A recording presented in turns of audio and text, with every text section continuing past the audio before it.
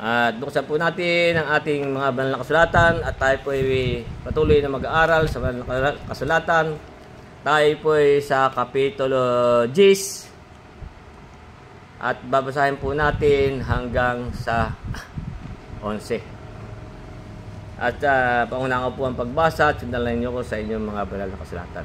Kaya dito po sinasabi sa 10:1, sapagat hindi ko ibig mga kapatid na di nyo maalaman na ang ating mga magulang ay napasa ilalim ng alapaap at ang lahat ay nagsitawid sa dagat.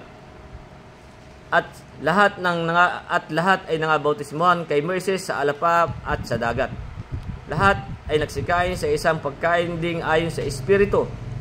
At lahat ay nagsiinom ng isang inumin ding ayon sa Espiritu, sapagat nagsiinom sa batong ayon sa Espiritu na sumunod sa kanila, at ang batong yaon ay si Kristo. Bagaman ang karamihan sa kanila ay hindi nakalugod sa Diyos, sapagkat sila ay ibinuwal sa ilang. Ang mga bagay na ito ngay pawang naging mga halimbawa sa atin, upang huwag tayong magsipagnasa ng mga bagay na masama na gaya naman nila na nagsipagnasa.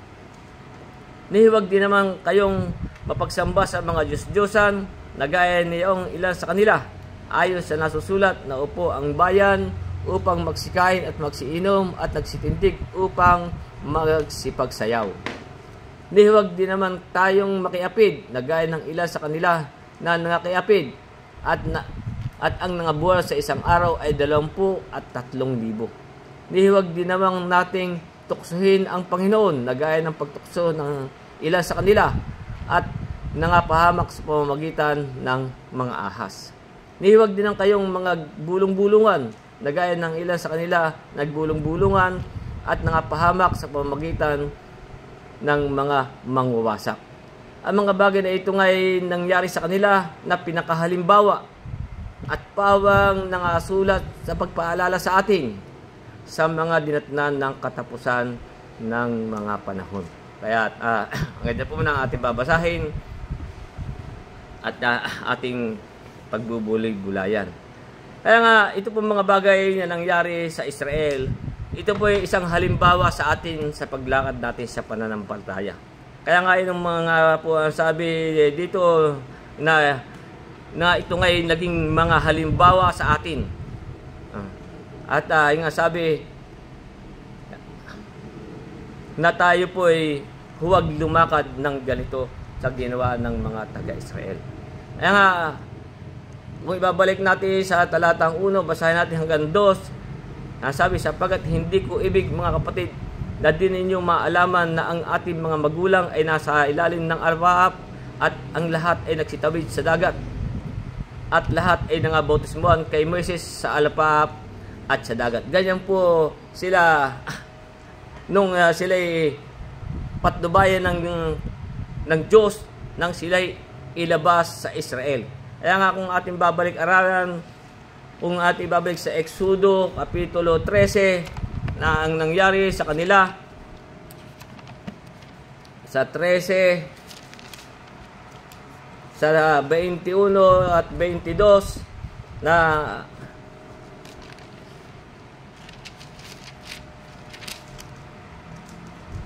dito ay sinasabi, at ang Panginoon ay nanguna sa kanila sa isang haliging ulap upang patnubayan sila sa dagat. Ganyan po sila pinatnubayan ng Diyos.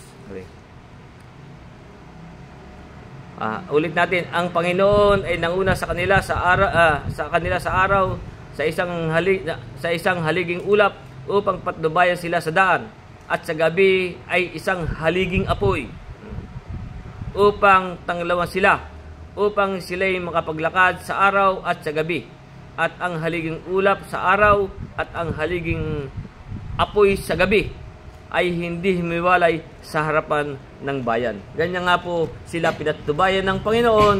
Kaya nga yung sinasabi dito, sapagat hindi ko ibig mga kapatid na di maalaman na ang ating mga magulang ay nasa ilalim ng alapaap. Yung nga po yung sumusunod sa kayo pong haliging ulap. At ang lahat ay nagsitawid sa dagat, at ang lahat ay nangabautismuhan kay Moises sa alapaap.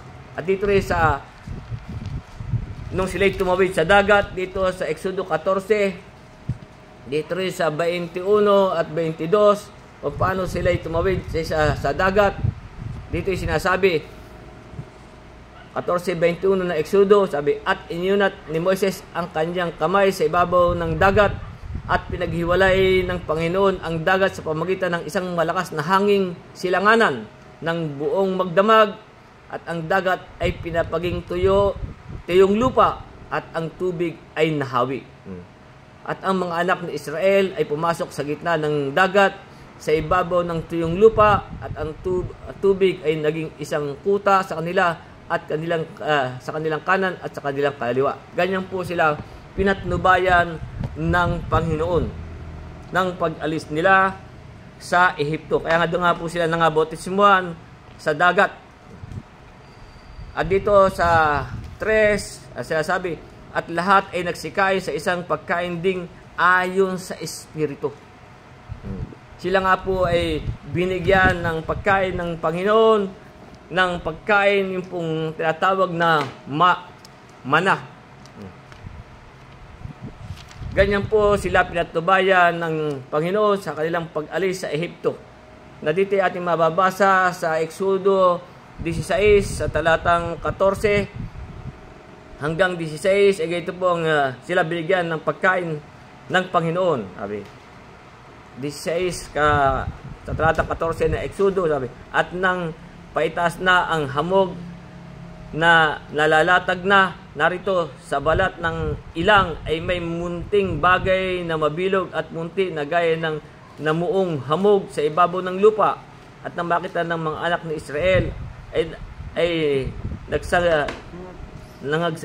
nagsang usapan, ano ito? Sapagkat hindi nila nalalaman kung ano yaon. At sinabi ni Moises sa kanila, ito ang pagkaing ibinigay ng Panginoon sa inyo upang kanin.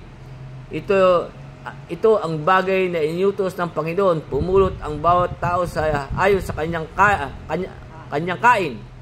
Isang omer sa bawat ulo ayon sa bilang ng inyong mga tao, ang kukunin ng bawat tao para sa mga nasa kanyang tulda. Iyon po ang binigay sa kanila, na sila po binigyan din ng pagkain.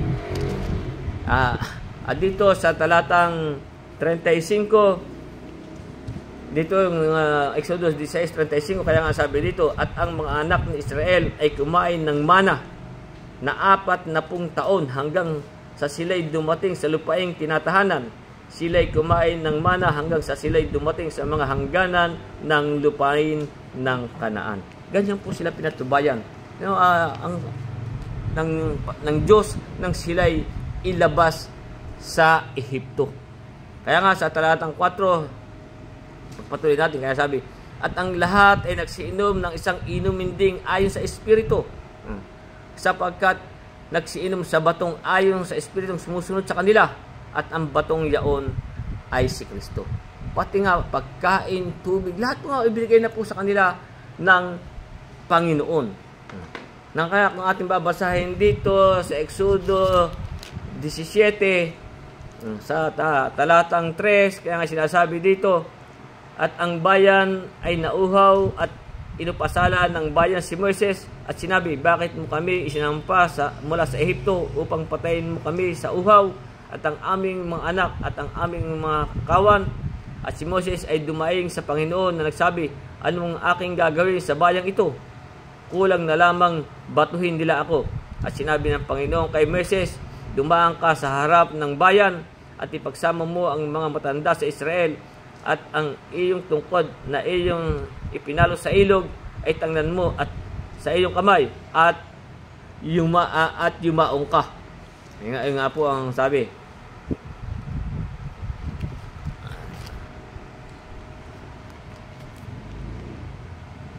At narito, sa 6, at narito ako'y tatayo sa harap mo sa ibabaw ng bato sa Horeb, at iyong papaluin ang bato at lalabasan ng tubig upang ang bayan ay makainom, at ganyan ang ginawa ni Moises sa paningin ng mga matanda sa Israel. Ganyan po sila. Pero ano po ang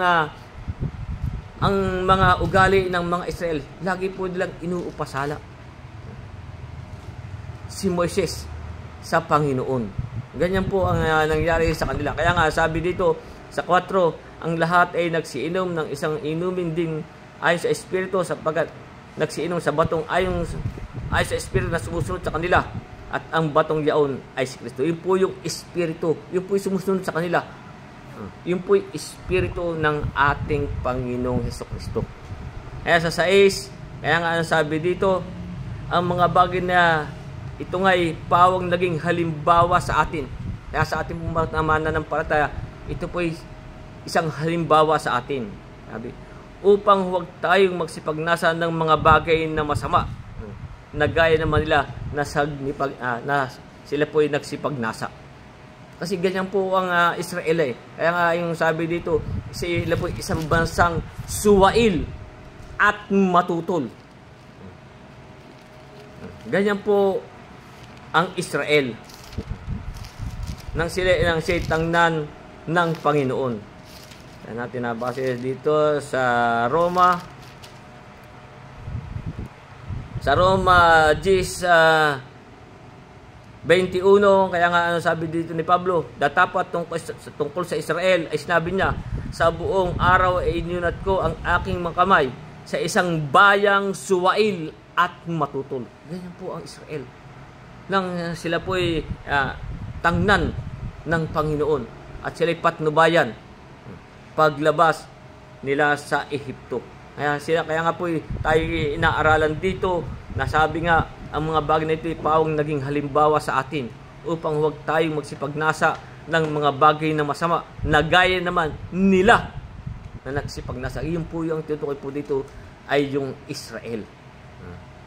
Kaya dito sa aklat ng mga bilang ay ating mababasa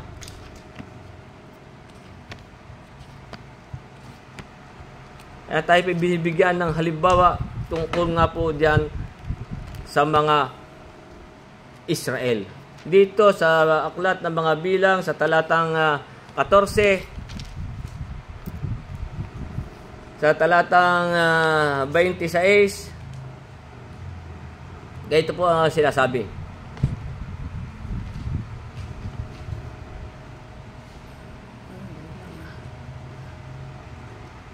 At sinilita ng Panginoon kay Moises at kay Aaron na sinasabi, hanggang kailan titisin ko ang masamang kapisanang ito? Ganyan po ang nagalit ganyan po ang sabi ni Moises. Hanggang kailan titisin ko ang masamang kapisanang ito na nagupasala laban sa akin? Ulitin nga po natin. At sinabi ng Panginoon kay Moises at kay Aaron, at sinasabi nga po pala ang sabi dito ay ang Panginoon, hanggang kailan titiisin ko ang masamang kapisanang ito na nag-upasala laban sa akin? Aking narinig ang mga pag-upasala ng mga anak ni Israel na kanilang inuupasala laban sa akin. Ganyan po sila inuupasala ang Panginoon. Sabihin mo sa kanila, ako'y buhay, sabi ng Panginoon.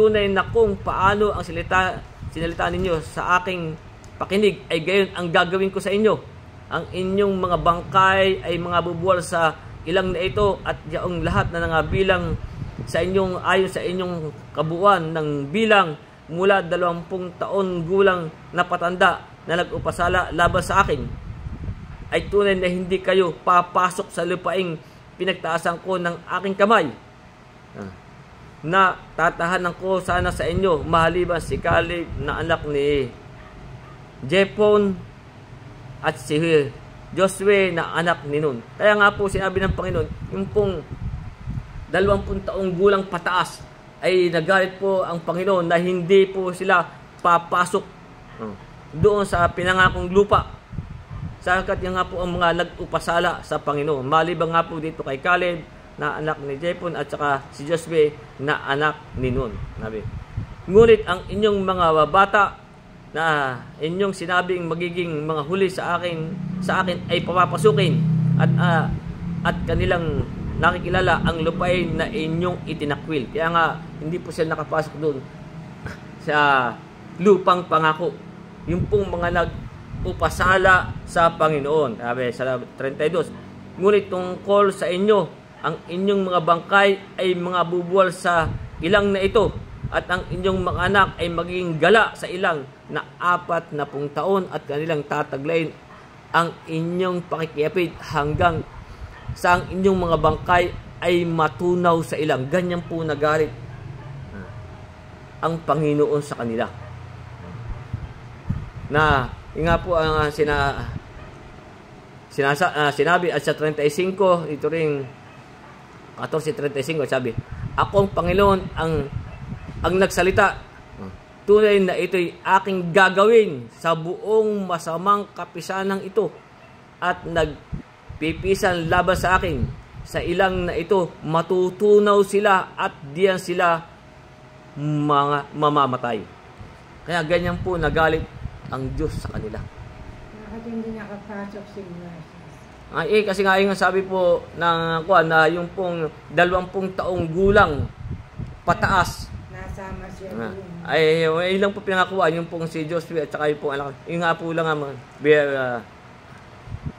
ang binigyan ng Panginoon na makapasok doon po sa lupang pangako. Kaya nga po sabi sa atin dito sa G5, bagaman ang karamihan sa kanila ay hindi nakalugod sa Diyos.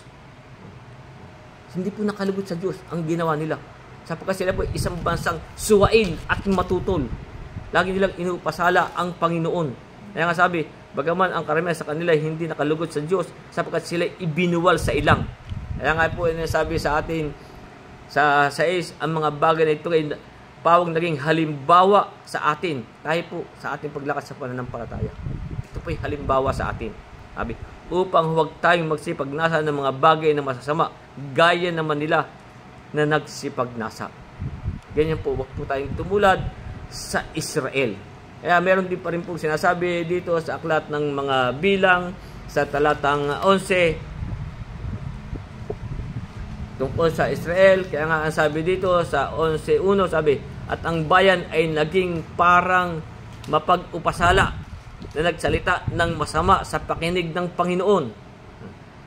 At nang marinig ng Panginoon ay nagningas ang kanyang galit at ang apoy ng Panginoon ay sumunog sa gitna nila at sinupok ang kahuli-huling bahagi ng kampamento. At ang bayan ay humibig kay Moises at si Moises ay nanalangin sa Panginoon at ang apoy ay namatay. Kaya ganyan po ang ginawa ng Israel. Sa talatang 11:14, kaya sabi, hindi ko kayang dalhing mag-isa ang buong bayang ito, sabi, sapagkat totoong mabigat sa akin.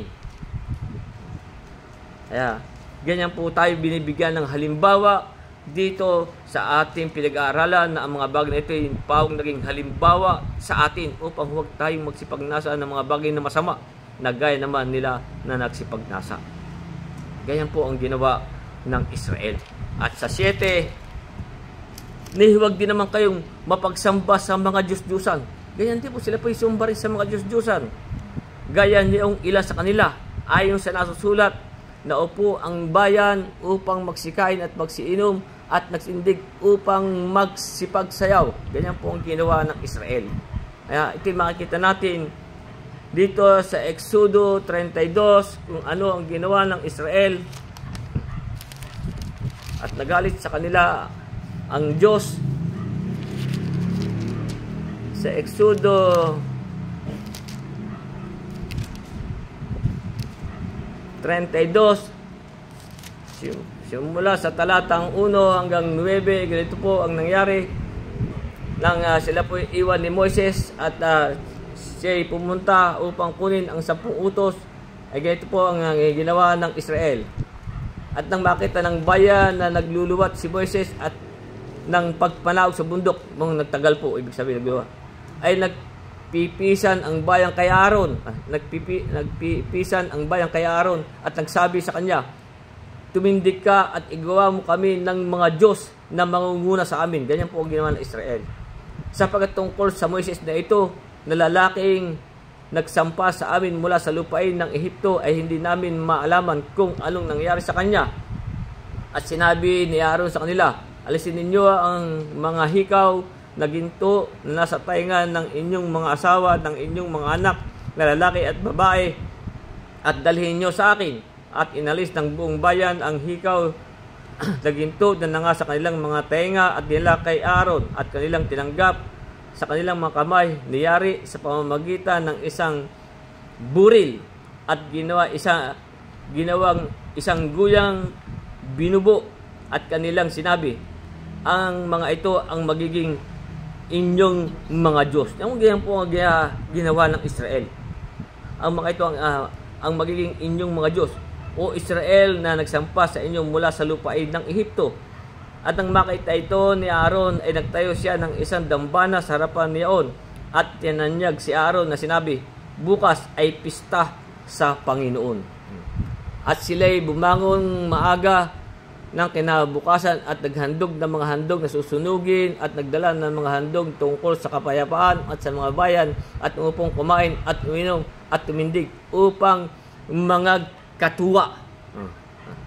At sinalita ng Panginoon kay Moises, yumaong ka, bumaba ka, sapagat ang iyong bayan na iyong isinampa mula sa lupain ng Ehipto ay nangagsisama.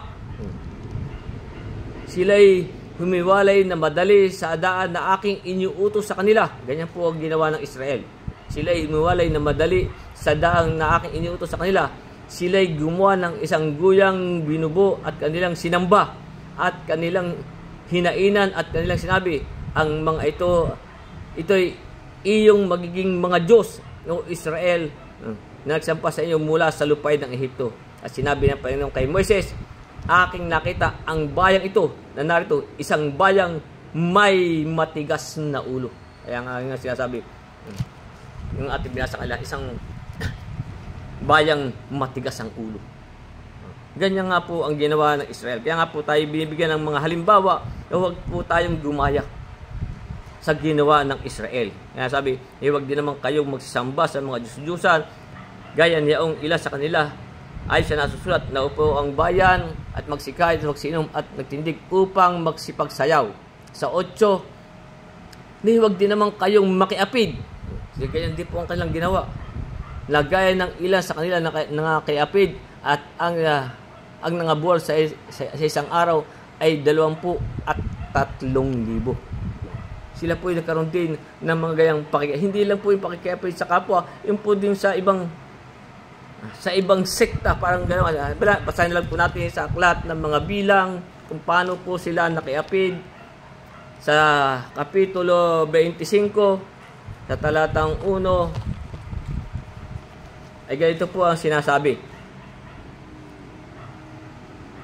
Sa Kapitulo 25, at ang Israel ay tumahan sa Sitim at ang bayan ay nagpasimulang magkasala ng pakikiapid sa mga anak na babae ng Moab. Yun po, sila po ay nakiapid sa mga anak na babae ng Moab, sapagkat kanilang tinawag ang bayan sa mga hain. Yung pong bayan po Israel, tinawag po yung bayan, sapagkat kanilang tinawag ang bayan sa mga hain na sa kanilang mga Diyos. Kasi iba po ang Diyos ng mga Moabitay. Hipo'y kanilang tinawag ang bayan sa mga hain na sa kanilang mga Diyos, at ang bayan ay kumain at yumukod sa kanilang mga Diyos. Ganyan po sila nakiapid sa ibang mga Diyos. At ang Israel ay nakilakip sa Diyos-Diyosan Baal Peor, at ang galit ng Panginoon ay nagningas laban sa Israel. At sinabi ng Panginoon kay Moises, ipagsama mo ang lahat ng pangulo sa bayan at bitayin mo sila sa Panginoon sa harap ng araw upang ang manigas na galit ng Panginoon ay mapawi. Sinabi ni Moises sa mga hukom sa Israel, patayin ng bawat isa sa inyo yaong mga nakilakip sa Diyos-Diyosang Baal Peor. Nga po, sila po hindi nakiapid din po sa mga Diyos-Diyosan.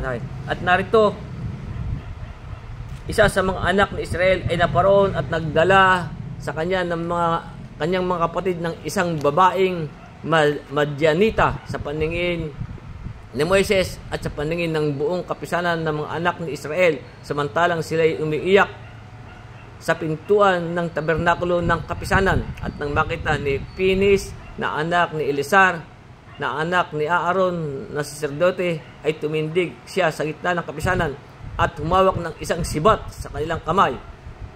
At siya'y naparoon sa likod ng lalaking Israelita sa loob ng tolda at kapwa sila sinaksak, ang lalaking Israelita at ang babae na sa kanyang tiyan. Sa gayon, ang salot ay natigil sa mga anak ni Israel at yaong nangamatay sa salot ay 24,000. Hindi nga po yung sinasabi dito sa talatang 8, ni huwag din naman tayong makiapid. Nagaya ng ilan sa kanila na nangakaiapid at ang nangabuwal sa isang araw ay 24,000. Kaya kung tayo po lumalakad sa pananampalataya, huwag na po tayo diyang makikiapid sa ibang mga Diyos-Diyosan. Huwag po tayo makikibahagi. Kaya natin sila. Pwede naman tayong makibagay, pero huwag tayong ngayon napag-aralan natin ng mga nakaraan. Pero huwag tayo pong makikiapid. Yung nga po ang sinasabi sa atin na po isang halimbawa sa atin. Huwag tayong magsipagnasa ng mga bagay na masasama. Nagaya naman nila na nagsipagnasa. Sa 9, kaya dito huwag din naman nating tuksuhin ang Panginoon.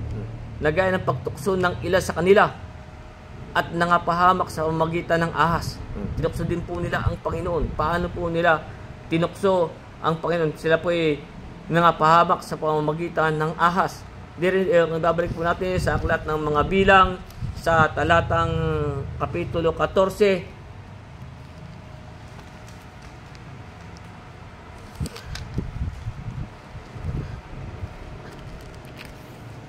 Simula sa basa natin simula sa 5.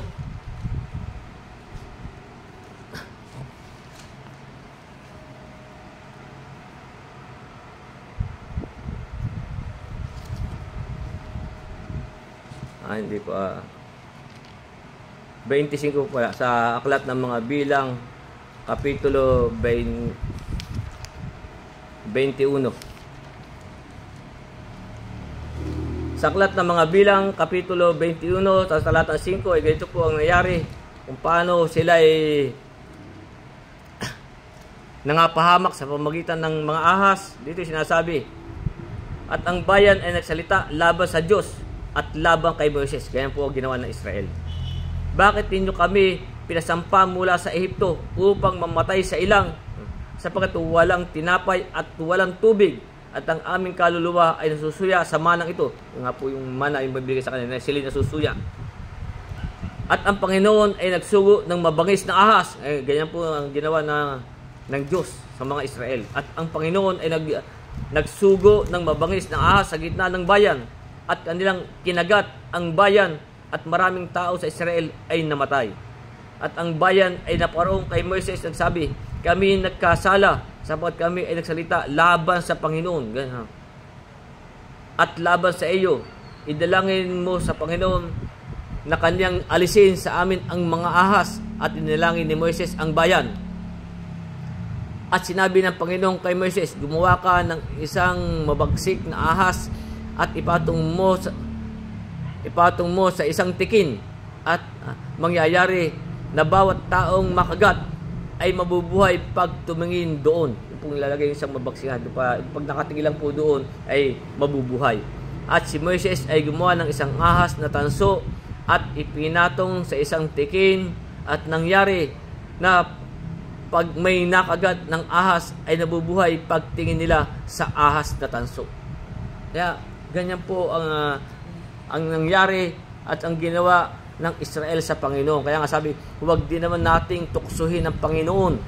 Nagaya ng pagtukso ng ilan sa kanila ay nangapahamak sa pamamagitan ng ahas. Sa 10, huwag din kayong mga bulong-bulungan na gaya ng ilan sa kanila na nagbulong-bulungan at nangapahamak sa pamamagitan ng mga mangwawasak. Yan po mga pagbubulong-bulungan. Mga ating babasahin yung mga bagay na yan dito sa aklat ng mga bilang sa talatang kapitulo 14. Simula 1 hanggang 5 ay ganito po ang sinasabi. At ang buong kapisanan ay naglakas ng kanilang tinig at humiyaw, at ang bayan ay umiyak ng gabing yaon, at inupasala ng lahat ng mga anak ni Israel si Moises at si Aaron. Ganyan po yung inupasala po sila. At sinabi sa kanila sa buong kapisanan, nangamatay na sana tayo sa lupain ng Ehipto. Ganyan po ang sinabi niya ng mga Israel. O kaya'y nangamatay na sana tayo sa ilang na ito. At bakit tayo dinala ng Panginoon sa lupain ito? Upang tayo'y mga buwal sa tabak. Ang ating mga asawa at ang ating mga anak ay magiging mga huli. Hindi ba magaling sa atin na tayo magbalik sa Ehipto at nag-usapan sila, tayo'y magtanglay ng isang kapitan at tayo'y magbalik sa Ehipto. At nang magkagayon, si Moses at si Aaron ay nagpatira pa sa harap ng buong kapulungan sa kapisanan ng mga anak ni Israel. Ganyan po ang ginawa. Kaya nga dito sa talatang 36, story short na lang po. Sa 37,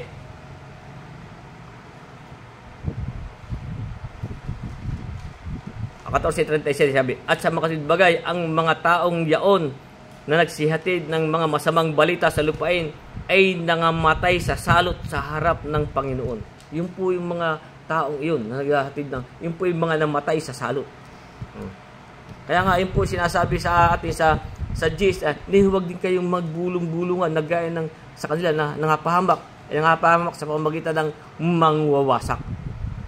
Kaya nga, ito pong mga bagay na itong ginawa ng Israel, tayo po ay binibigyan ng halimbawa. Na tayo po ay, sabi, kung babalik natin sa 16 nitong Korinto, ang mga bagay na ito ay pawang naging mga halimbawa sa atin upang huwag tayong magsipagnasa ng mga bagay na masama na gaya naman nila na nagsipagnasa. Ganun po kasi ang ginawa ng Israel. At sa 11, sa J, sabi, dito 11 na, J 11. Ang sabi dito, ang mga bagay na ito ay nangyari sa kanila. Ito po ay nangyari sa Israel. Ang mga bagay na ito ay nangyari sa kanila na pinakahalimbawa. Ito po ang ating kukunin ng halimbawa. Na pawang nangasulat sa pagpaalala sa atin. Tayo po ay pinaalalahanan.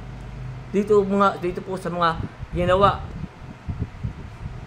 ng Israel sa Panginoon. Kaya sabi, ang mga bagay ito ay nangyari sa kanila na pinakahalimbawa at pawang nangasulat sa pagpaalala sa atin. Ano itong nasa huli, sabi, na mga dinatnan ng katapusan ng panahon. Tayo na nga po ba ang dinatnan ng katapusan ng panahon? Sa atin na po ba nagaganap ito? Alalahanin natin ang ating Panginoong Jesucristo. Ang sabi dito sa unang Pedro, ang ating babasahin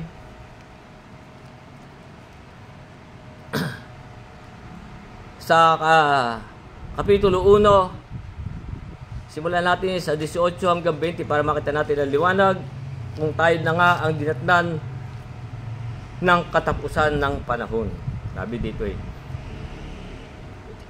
sa 18, na inyong nalalaman na kayo tinubos hindi ng mga bagay na nangsisira ng pilak o ginto mula sa inyong walang kabuluhang paraan ng pamumuhay na ipinamana sa inyo ng inyong mga magulang, kundi ng mahalagang dugo gaya ng sa kordero, walang kapintasan at walang dungis, sa makadbagay ang dugo ni Kristo.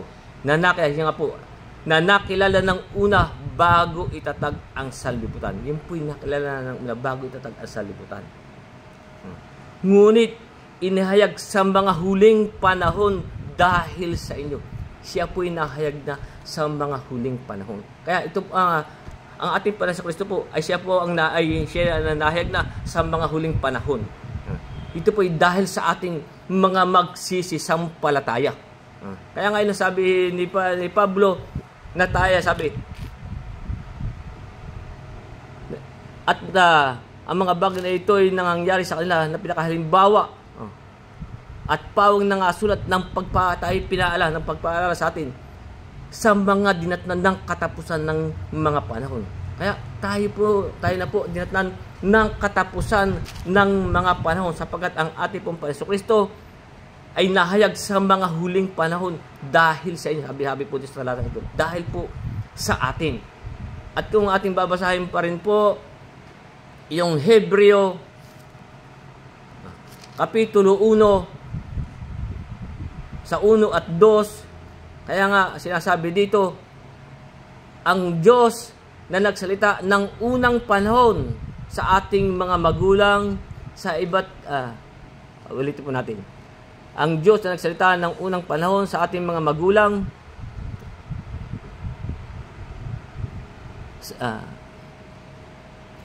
sa iba't ibang panahon, sa iba't ibang paraan sa pamamagitan ng mga propeta. Sa 2, sabi, ay nagsalita sa atin sa mga huling araw. Tandaan natin, tayo po ba'y nasa mga huling araw? Araw na lang po ang pinagbabatayan. Ay nagsalita sa atin sa mga huling araw na ito sa pamamagitan ng kanyang anak. Ito po yung ating Panginoong Kristo. Ang Diyos po ay nagsalita sa atin sa mga huling araw na ito sa pamamagitan ng kanyang anak na siyang itinilaga na tigapagmana ng lahat ng mga bagay. Sa pamamagitan niya ginawa ang sanlibutan. Kaya makakalaman natin na tayo na po ang dinatnan ng katapusan ng mga panahon. Sinasabi po dito sa mga nagsalita sa atin sa mga huling araw na ito. Kaya itong panahon na po natin ito, tingnan natin kung tayo na po ay nasa huling araw. Kaya ating pag-aralan kung tayo po ba'y talagang nasa huling araw na. Natatandaan natin, may babasahin tayo dito, ito ba'y ating napag-aralan na noon pa, dito sa 2 Pedro, at para nating malaman kung tayo nga ba'y ang ating kalalagayan natin sa panahon ito, tayo po na ang nasa huling araw. Dito sa 2 Pedro may sinasabi si Pedro sa 2 Pedro Kapitulo 3 talatang 8, ito sinasabi, datapat huwag ninyong kalimutan mga minamahal ang bagay na ito, na ang isang araw sa Panginoon ay katulad ng 1,000 taon. Yung pong isang araw ay katulad ng 1,000 taon. Tandaan po natin. Ating pag-aralan. At ang 1,000 taon ay katulad ng isang araw. Sa panahon po natin ito, ano po bang year na tayo? 2025. Ilang libong taon na po? 2,000 taong mahigit na tayo. Ibig sabihin, nakakadalawang araw na. Sapagat ang 1,000 taon ay katulad ng isang araw. At ang isang araw ay katulad ng 1,000 taon. Kaya, ang ibig ang ating pag-aaralan ay nakakadalawang araw na tayong mahigit. Ang sabi, ang Diyos ay nagsalita sa mga huling araw. Tingnan natin nga po kung tayo nga po ba'y nasa huling araw. Kasi ang panahon po, ayun po yung nahati sa BC at saka sa AD. Kaya nagkaroon po ng bagong bilang sa panahon po ng ating Panginoong Kristo. Yung po kasing BC ay before Christ. At yung pong AD, yung po ay the beginning of Christ. Kasi yung po yung iba hindi masyadong na, yung po ay salitang Latin.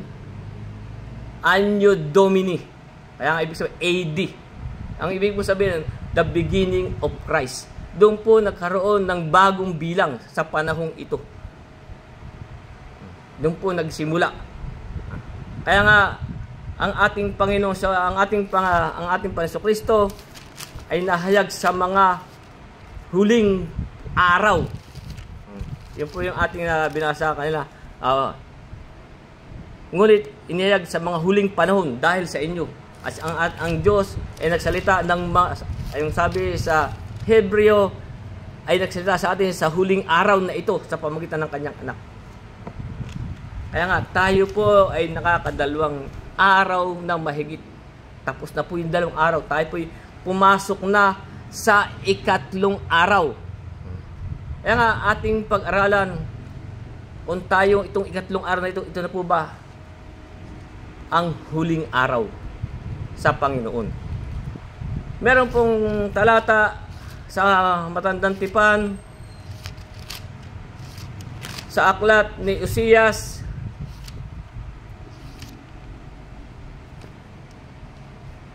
ay dito po ay may sinasabi sa Kapitulo 6. Basahin natin yung 1 at 2 sa sinasabi ni Osias.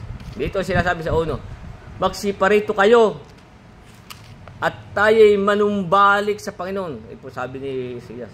Sabi, magsiparito kayo, tayo'y manumbalik sa Panginoon. Sapagkat siya'y lumapa at pagagalingin niya tayo. Siya'y nanakit at kanyang tatapalan tayo. Ano sabi dito? Sa talatang 2, pagkatapos ng 2 araw ay muling bubuhayin niya tayo. At sa 3 araw ay ibabangon niya tayo at tayo'y mga bubuhay sa harap niya. Tayo po'y 2025 na. Tapos na po ang 2 araw. Sapagkat ang 1 araw sa Panginoon ay katumbas ng 1,000 taon. At ang 1,000 taon ay katumbas ng 2 araw. Tayo po'y pumasok na sa 3 araw. Pero ating pong pag-aralan yung sinasabi, pagkatapos ng 2 araw ay muling bubuhay niya. Tayo po ba yung muling binuhay na niya? Hindi po'y sa ating paglakad sa pananampalataya, tayo po'y kanyang binuhay na. Sabi nga kasi po dito sa Efeso, tayo binuhay. Sa Efeso, Kapitulo 2, dito po yung sinasabi kung paano tayo binuhay. Sabi, sa 2:1 sa ating mong palakad sa pananampalataya, sabi sa Efeso 2, talatang 1, at kayo'y binuhay niya ng kayong mga patay dahil sa inyong mga pagsalangsang at mga kasalanan. Tayo po'y binuhay na niya. Sapagkat nung una po, tayo po'y patay dahil sa ating mga kasalanan. At dito sa Kolosas, Kapitulo 2,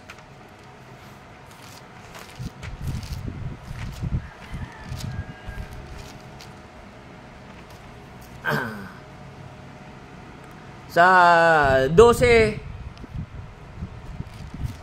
ang sabi nga po dito, 2:12 ng Kolosas, sabi, na nangalibing nakalakip niya sa bautismo. Tayo po nung magpabautismo, tayo po nakalakip sa kanyang kamatayan.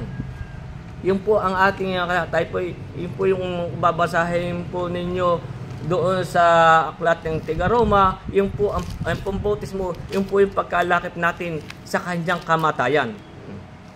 Yun po yung Roma 6:4, sabi, tayo ngayon nangalibing sa kalakip niya sa pamamagitan ng bautismo sa kamatayan.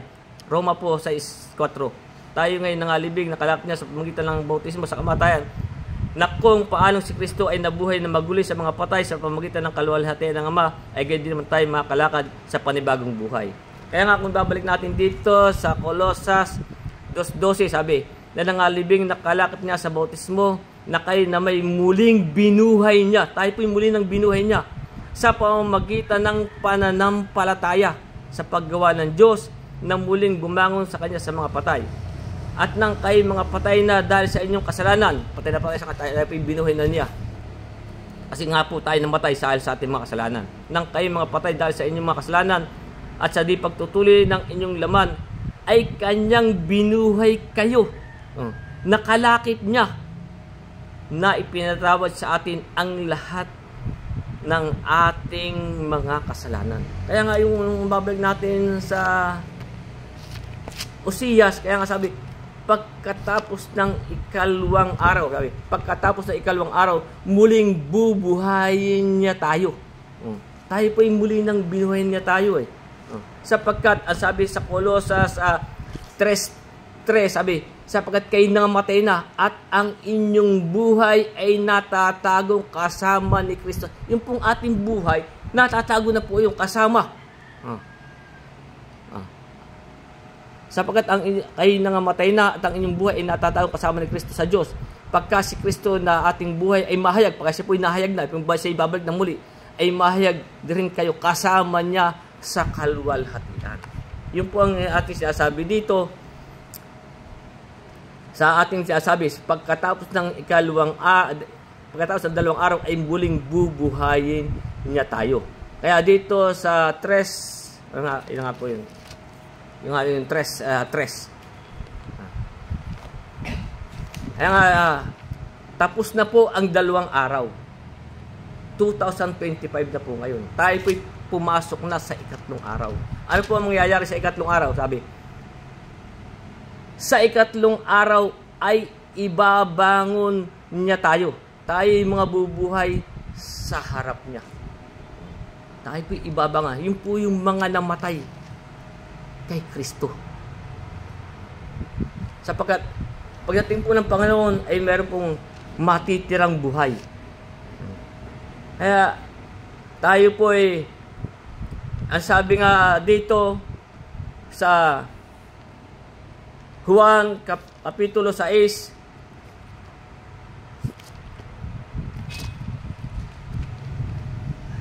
kung sino itong mga ibabangon sa huling araw,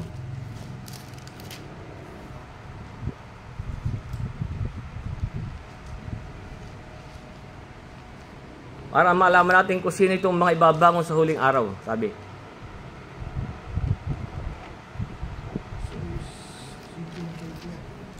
Meron pa rin dito sa 40, sapagkat ito ang kalooban ng aking Ama, na ang bawat nakakita sa anak at sa kanya sumampalataya ay magkakaroon ng walang hanggang buhay, at akin siyang ibabangon sa huling araw.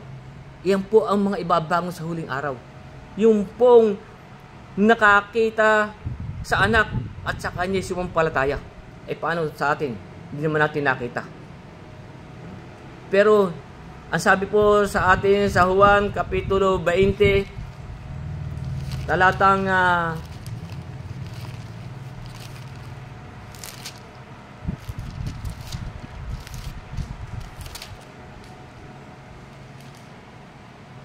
29, kaya nga sabi ito, sinabi sa kanya ni Jesus, sapagkat ako'y nakita mo ay sumampalataya ka, mapalad yaong hindi nangakakita.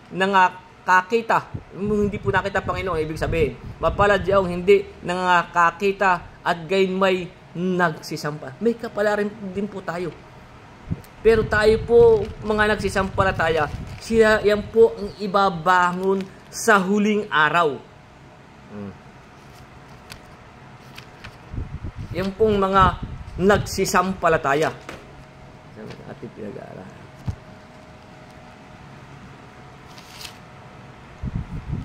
Kaya dito rin sa 6, Juan 6:44, kaya sabi dito, walang taong makalalapit sa akin maliban ng Amang nagsugo sa akin.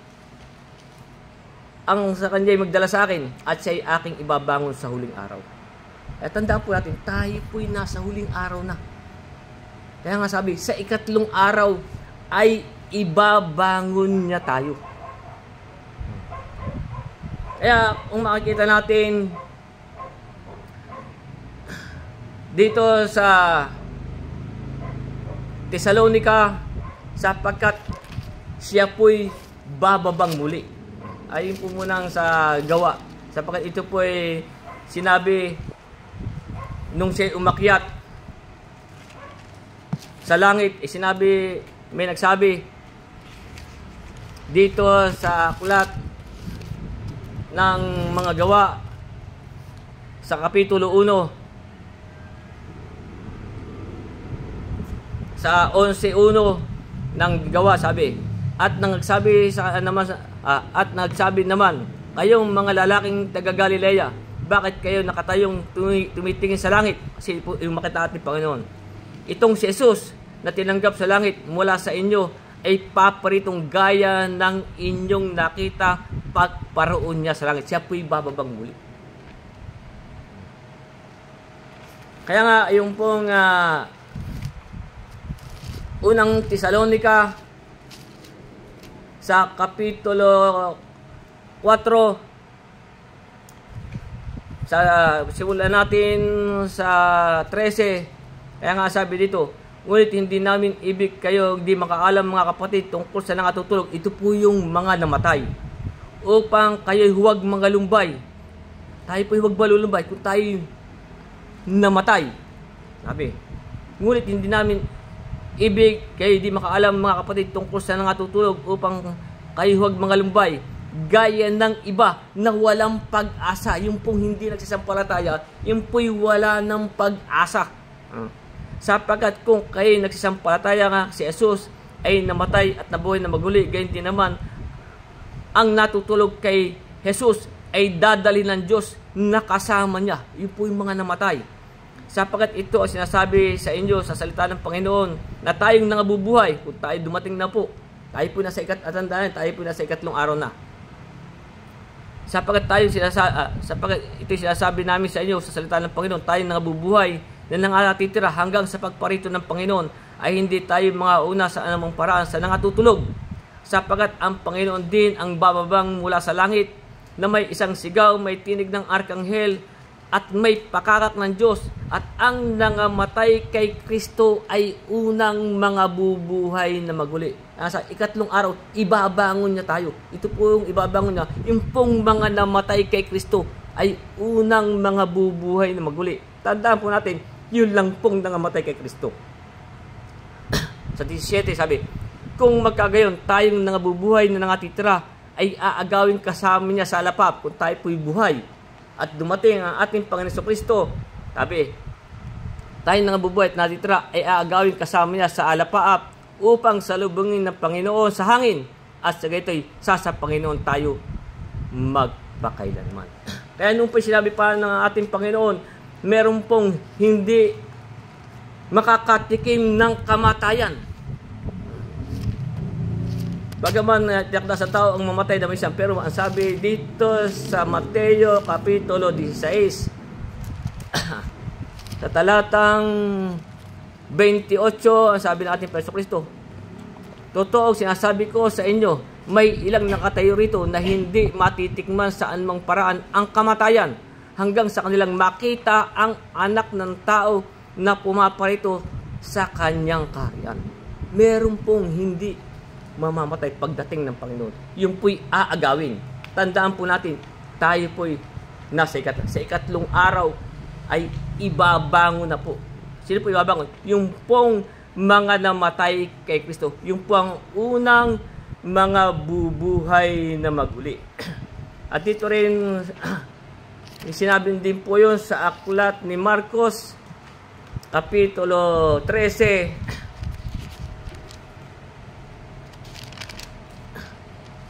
talatang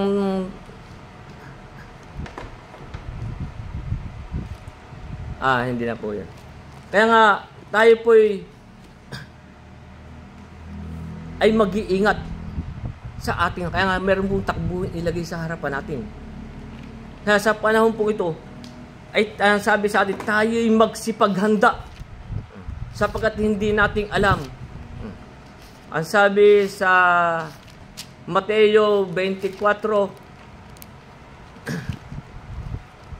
tanda po tayo po'y nasa ikatlong araw na. Kaya nga ano po sabi sa Mateo 24:44, sabi, kaya nga kayo'y magsipaghanda sapagkat paririto ang anak ng tao sa oras na di nyo iniisip. Ano man, maaring bukas, makalwa, sa ganun, wala, hindi na po natin alam. Pero anong sabi sa ikatlong araw? Hindi po sinabing pagkatapos pa ng 2 araw. Kaya nga yung sa Mateo 24:42, kaya sabi, mga puyat nga kayo sapagkat hindi nyo nalalaman kung anong araw paririto ang inyong Panginoon. Wala na pong nakakaalam. Kaya tayo po'y laging pinaghahanda. Kaya tayo bigyan ng halimbawa tungkol nga po sa ginawa ng Israel sa atin. Kaya ayun nga pong sa Marcos 13,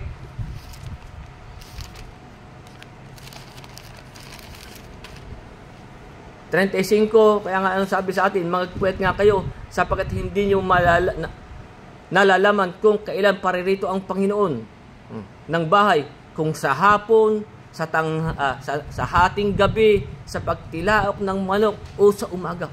Kaya tayo po pinagpupuyat. Huwag na po tayong masumpungan sa kasalanan. Tayo po ay datan niyang malinis.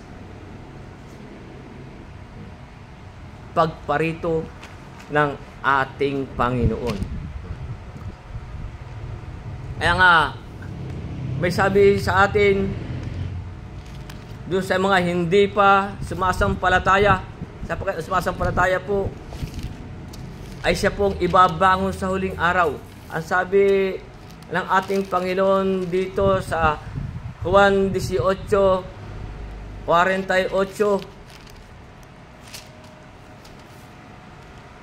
12. Ang sabi dito sa 12:40,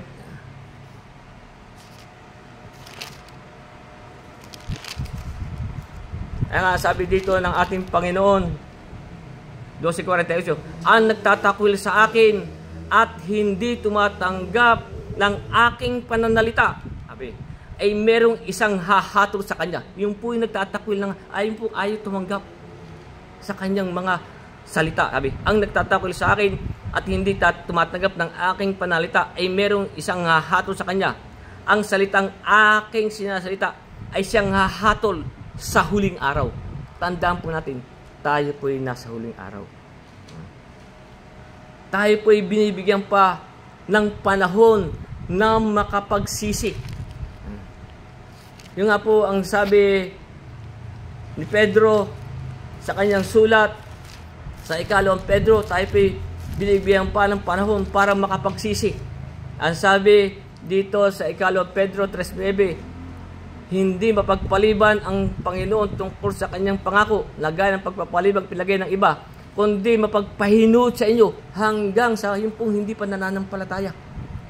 Ang Diyos po ay nagpapahinuhod pa at tayo po pinagsisisi. Sabi, hindi mapagpaliban ang Panginoon tungkol sa kanyang pangako na gaya ng pagpapalibag pinalagay ng iba, kundi mapagpahinood sa inyo na hindi niya ibig na ang sino may mapahamak, kundi ang lahat ay magsipagsisi. Tayo po'y nagpapahinuhod pa ang Diyos sa atin. Kaya nga, sabi sa aklat ng mga Gawa, Kapitulo 3,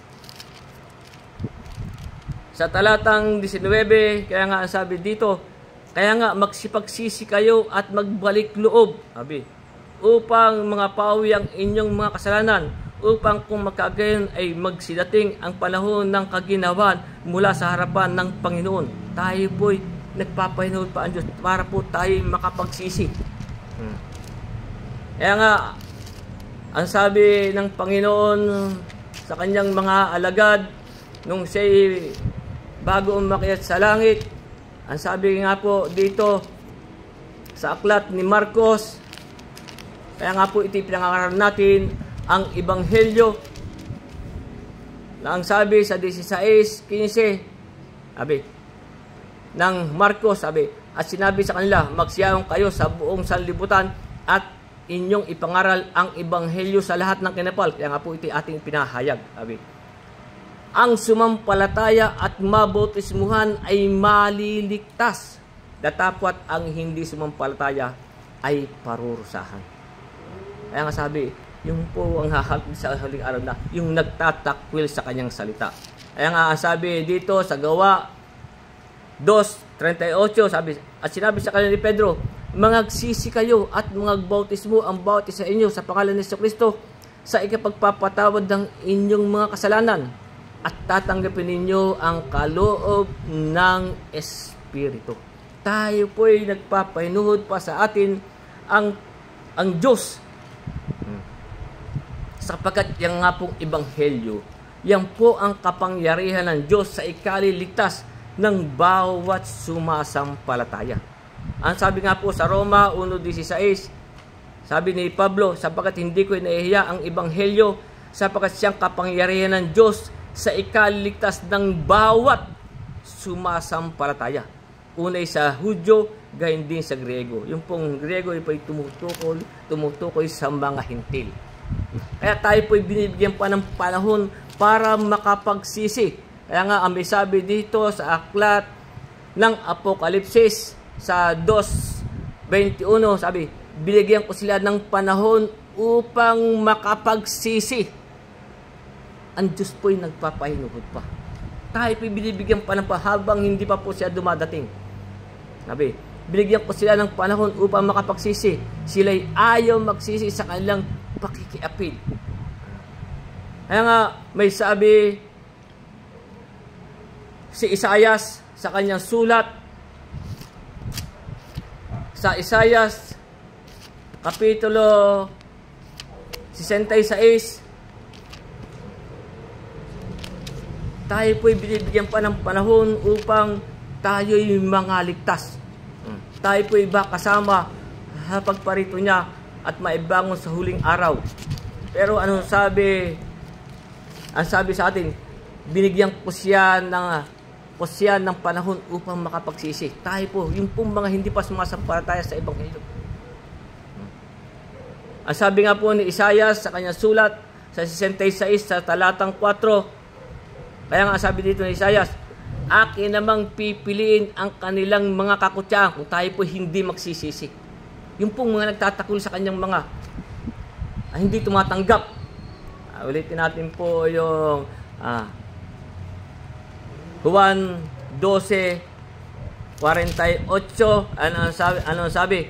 Ang nagtatakol sa akin at hindi tumatanggap ng aking panalita ay merong isang hahatol sa kanya. Ang salitang aking siya salita ay siyang sa kanya hahatol sa huling araw.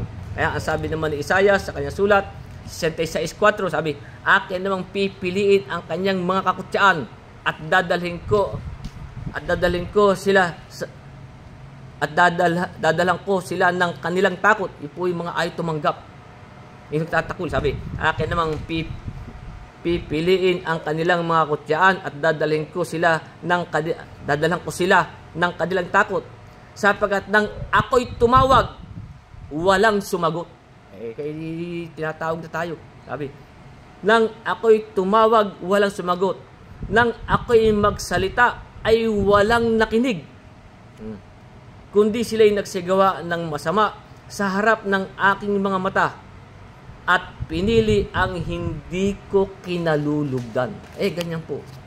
Marami. Kung ano yung hindi kinalulugdan ng Diyos, yun pa ang kanilang pinili. Kaya nga, sa ating pong mga hindi pa sumasampalataya, ay tayo po'y, ang Diyos po'y nagpapahinuot pa sa atin. Hindi niya ibig ang sino may mapahamak, kundi, sabi, na hindi niya ibig na sino may mapahamak, kundi ang lahat ay magsipagsisi.